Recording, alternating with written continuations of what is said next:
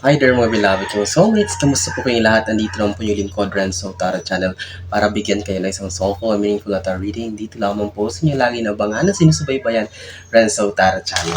Natin pong reading ngayon na pagsasamahan ay isang timeless reading para sa ating mga pinakamahal na nasa sign ng Pisces, okay? Pisces, Sun, Moon, Rising, and Venus sign, this is for you. Pag sinabi po natin timeless reading ay no pressure at all kahit kailan nyo po ito mapanood. Bukas, next week, next month, next year. So, ang ibig po sabihin ay para po sa inyo talaga ang energy ng reading na ito. Sige, rating ko, this is for you, Pisces, Sun, Moon, Rising, and Venus sign. I hope you're doing great. Kamusta po kayong lahat? I hope you're healthy, you're safe, and of course, you're happy. Mega shoutout sa lahat ng ating soulmates sa buong Pilipinas at sa buong mundo na lagi nanonood. Maraming salamat po sa inyo. Sige, last shuffle natin, Pisces, at wag natin patagalin pa. Okay? Sige. Spirit Universe, Spirit Guides, Angels, Ancestors, Holy Spirit, 10 cards please for Pisces. Universe, Spirit Guides, Angels, Ancestors. So we have 5 cards already. Maraming salamat po sa inyo. Walang sawang tiwala, support at pagmamahal. Kapag nagustuhan nyo po o nakaresonate po kayo sa ating reading ngayon, ay huwag po kayong mahiya na mag-comment, like, share, and of course, don't forget to subscribe our channel. Sige. Pisces, your 10 cards are now complete. Huwag na nating patagalin pa ito. Sige. Okay, for your timeless reading, Pisces, let's begin with the 8 of Wands. So, the energy that I can feel her, Pisces, is like, ihanda mo daw ang iyong sarili, be prepared because the upcoming news sa mga darating na mga araw, dating na linggo ay magiging mabilis. So it's like, if you're waiting something about, a feedback, a result, or like approval, kung ano man yan, expect na hindi na ito magtatagal. It would be very fast for you. And it takes also quick, mabilis din na reaction or response about it. Kasi hindi pwedeng patagalin or hindi pwedeng baliwalayin ito sapagkat it's like a make or break para sa Pisces. Kasi yung magiging decision mo, yung magiging response mo sa what is this, sa news na ito, or sa, it's like good news na ito ay talagang malaki may tutulong sa'yo. That's why kinakailangan na action mo agad or kailangan mo mag-decision agad kung tatanggapin mo ba ito. But this is a good news, like an opportunity for you. Okay? So, expect Pisces sa mga darating na araw. Magiging mabilis ang balita. So, marami, sunod-sunod ito. So, Pisces, we have here the Two of Wands. So, Two of Wands signifies here that you are opting or parang you are considering a lot of options now. Parang sinusubukan mo, wini-weigh mo, tinitimbang mo ngayon ang sitwasyon, Pisces, kung lilipat ka ba ng trabaho, kung mag-move ka pa ng lugar, lilipat ka ng ibang bansa, or something like that, mag-open ka ng business, or you're going to upgrade your skill. Ito, tinitingnan mo talaga. It's like there's a decision making here. Nakikita natin dito, Pisces. Parang ito yung kasalukuyan na energy mo na nakikita natin dito. It's like you are in a situation na parang gumagawa ka ng desisyon or may pinagpipilian ka. Okay? Pisces, tingnan natin.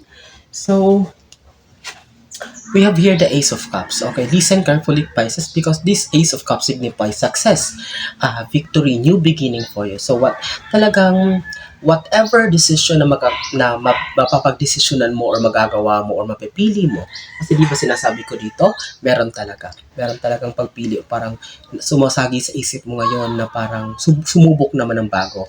At pinapatunayan niya ng barahang ito, ang pangatlo, which is the Ace of Cups. Nakita naman natin, shuffle natin. So what does it mean? Na talagang, if you're waiting for a sign, if you're asking for a sign from the universe, kung talagang gagawin mo na yung decision na yan na pagpili or parang lumipat ng bago or parang, it's like considering a new venture, bago naman, yes, it's a big yes kasi andito yung Ace of Cups. So it signifies new chapter of your life, bagong trabaho, bagong business, bagong lugar na lilipatan, so bagong bansa, so whatever, it's something new, but it would be good. Okay, mas maganda ito kaysa dati. Ito ang tatanong mo, Pisces, kasi this is Ace of Cups, so it means new beginning for you. So, pag-isipang mabuti, but you are guaranteed na kung ano man yung mapipili mo na decision that will yield a positive result for you, Pisces. Okay? So, we have here the King of Cups. Okay, I can see her. It's like, may mga Pisces dito na parang tahimik na tinatrabaho yung mga bagay na may kinalaman sa pag-angat nila. It's like, promotion, or may mga Pisces na unti-unti or tahimik lang na nag-upgrade ng skills nila, nag-enroll sa mga courses, sa mga short courses, mga nanonood ng mga, it's like they are answering online modules or whatsoever na may kinalaman. Kasi it's because they have a plan that later on, unti-unti, ay talagang they have a plan for them to rise in a position. Hindi lang to promotion ang habol nila, but to equip them para kumbaga dagdagan ang kanilang mga kaalaman, dagdagan ang kanilang mga skills na meron na sila sa buhay nila for future purposes. Okay, nakikita ko dito. And I can see here also Pisces na marami mga Pisces ang considering or parang iisip din na parang, sumugal ng malaki. It's not literally nang susugal ka ng pera na parang gambling ha. Ang gusto ko sabihin, susugal ka, parang mag-invest ka ng malaki talaga na malaki din ang balik. It's like, parang nire-ready mo pa ang sarili mo, binubuo mo pa ang sarili mo pa sa bagay na itong gustong-gusto mong mangyari. Okay? So, we have here Five of Pentacles. So, you need, tita mo, connect ang baraha. You need to think about it. Itong malaking bagay na gusto mong pasukin. It's like, na risk na sabi ko sinabi na parang sugal na gusto mong gawin. Because I can see here, kung may kinalaman ito sa pera, of course, more often talagang pera ang kinalaman nito, this Five of Pentacles is warning you or reminding you, Pisces, na kung ano man yung malaking bagay na magti-take risk ka. Of course, kailangan ng malaking pera dyan, malaking puhunan o kung ano man. So, you need to be careful. Kasi ito, Five of Pentacles, there's stagnancy. Hindi naman siya failure. But I can see here na parang sa una, makikita mo na parang hindi masyadong maganda. Parang hindi masyadong maganda yung result or parang yung flow. Okay, but this is winter. Ibig sabihin, hindi naman buong taon winter.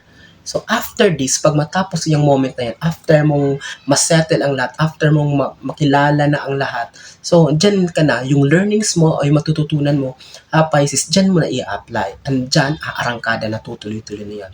So, don't be surprised. Kung gagawin mo man to, don't be surprised na sa una, ilang buwan, 3 months, 5 months, 6 months, hindi pa talaga kagandahan ang flow.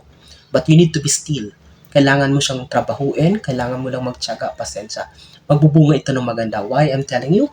Kasi nandito yung Ace of Cups. Diba? So, you don't need to worry, Pisces. Just go on.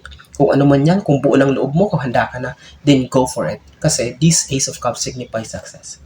The universe is reminding you that's a big yes, Pisces. Okay? So, before we continue to our second row sa ating pang-anim hanggang 10 baraha, I'm reminding you again, if kapag naka-resonate po kayo o nagustuhan niyo po ang ating reading ngayon, I hope na wag po kayong mahiya na mag-like, comment, share, and of course, don't forget to subscribe our channel po. Sige, Pisces, continue with your timeless reading. So we have here the Two of Pentacles. This is about balance, finding your balance. So I can see here mga Pisces na parang, what is this? Overwhelmed sa mga obligations, overwhelmed sa mga responsibilities, reports sa trabaho. Siguro yung parang sabay-sabay yung mga inaasikaso. So, you need to find your balance here, Pisces. Kasi parang pinagsasabay-sabay mo, andyan yung waves, andyan yung alon, parang stress ka, ang dami mong hindi mo alam ang uunahin. So, there's a lot of things that is boggling your mind or it's like running on your mind. As of now, you need to find your balance. Hindi lang to tungkol sa pagbabalanse ng kapirahan na, although Pentacles ito, but I can see here, balansehin mo rin yung oras mo, balansehin mo rin yung health mo. You need to have enough time of sleep, tamang oras ng pagkain, So, it's all about the holistic approach na aspect ng buhay mo na kailangan mong balansehin. Okay? So, napaka-importante, alam mo naman pa, napaka-importante ng balanse lahat ng bagay. Kasi kapag may imbalance, of course, dyan nakakaroon ng mga problema.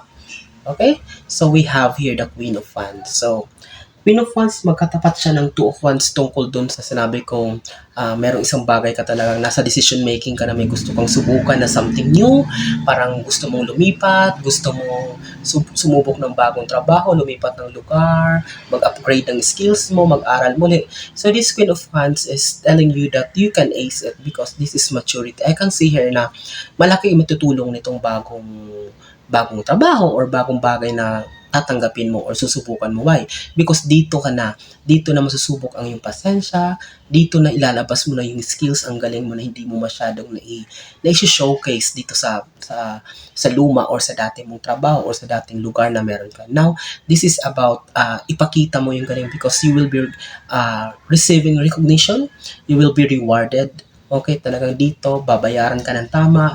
Kumbaga, kung ano yung trinabaho mo, dito ka talaga, kumbaga, you will be well compensated. At the same time, I can see here na dito ka magiging masaya. Of course, ito din ang dito ka rin magiging kontento. So, you need to work on it, Pisces. I-manifest mo din. Okay, this Queen of Wands also, i-manifest mo din, i-pray mo din na talagang this is the right one for you. But sabi ko nga, this is already the right one kasi nandito nga yung Ace of Cups. Okay? So, tamo. It's the one na talagang, ito na talaga. So, Ace of Wands. Kita mo ha kung gaano ka-connected ang bara. Alam nyo bang katapat niya? Ace of Cups. So, di ba parehong Ace? New beginning, new chapter of your life. Ang katapat niya, Ace of Cups. Something is about to transform. There's a big transformation for you. Bagong Pisces ito. Okay, malayo sa dati ikaw talaga. So, maraming mga pagbabago. Di mo ito mapipigilan. Don't be surprised. Maraming mga matatanggal, maraming mga magtatapos, but you always remember na alam natin, sinasabi natin lagi, Pisces, na if there's something about to end, may tatanggalin, may matatransform. Ibig sabihin, may bagong mas maganda, mas malaki na ipapalit. Itong bagong door of opportunity na magbubukas para sa'yo, na pipiliin mo, na ibibigay sa universe, ito ay mas maganda. Sabi ko nga, this is where you will be happy. This is where you're going to be contented. Okay? So, we have here the Seven of Pentacles. Okay, magkatapat sila ng King of Cups. So, since King of Cups yung katapat niya, I can see here na at least somehow there will be improvement. Hindi siya biglaan, but at least meron ng improvement ang kaperahan mo. Hindi tulad ng dati, Pisces, na parang medyo kinakapos talaga, parang parang may scarcity na nangyayari. But now, at least, unti-unti. Hindi siya biglaan, one time, big time. Pero at least, kahit pa paano, malaki mitutulong sa improvement ng kaperahan mo. Hindi ka na masyadong mangungutang, hindi ka na masyadong manghihiram, kahit pa paano, hindi mo na po-problemahan. At least, hindi talaga siya kalakihan, but makakatulong na to extend or at pa paano ay kumbaga madugtungan yung mga pangangailangan mo, Pisces. Okay? Don't need to worry. Kasi dito yung King of Cups means stability. So, sabihin sa kaperahan, kahit pa paano medyo okay na. Unti-unti, hindi biglaan. Pat magugulat ka kapag sa unti-unti, bukas makalawa, matibay na yung pundasyon. It's already stable for you, Pisces. Okay? And then, Pisces, tapusin natin ito napakaganda mong timeless reading with your 10th and last card, which is Queen of Swords. Okay? Queen of Swords, Pisces, the universe is telling you to be brave, to be fearless. Huwag nang matakot. Harapin ang realidad, harapin ang katotohanan ng buong puso at buong tapang. Don't be afraid, okay? Kasi the more na magtatago kayo, the more na magde-deny kayo, the more na tatalikuran yung mga sitwasyon, mas lalo kayong mamroblema, Pisces. This Queen of Swords is, the universe is telling you to be independent, to be free, or talagang lakasan nyo yung loob nyo, Pisces. It's because para sa inyo to, malaki mitutulong ito sa inyo in the future. Okay? So, Pisces, you don't need to worry. So, kailangan, for example, dito katapat niya ay Five of Pentacles. It's about money. Kung medyo may problema tungkol sa pera, so you need to make a way. Harapin ito. So, to make a way to solve it. If may kinalaman sa pera ang problema, then make a way. So, hindi pwedeng iasa mo lang sa iba. Hindi pwedeng magbukmok ka na lang dyan. Hindi pwedeng mag-antay ka na lang. So, you need to do your job. Kailangan mong gumalaw, kailangan mong kumilos. But the universe is on your back. So, tutulungan ka niya. And i-claim mo ito. So, there will be, ang bottom line nitong, ang summary nitong reading mo is all about stability and at the same time, big decision making at kung ano man itong mapipili mo sa bagong decision na gagawin mo, it will make you good. It will be for the betterment of your life.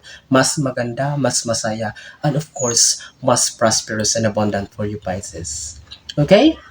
That's it, ang napakaganda nating reading for Pisces. I hope and I pray na maraming nasa sign ng Pisces na kapanood dito ngayon. I'm wishing you all the best, okay? Nasaan man kayo ngayon naroroon, ano man po ang ginagawa niyo, mga pinamahal kong soulmates, mag-iingat po kayo.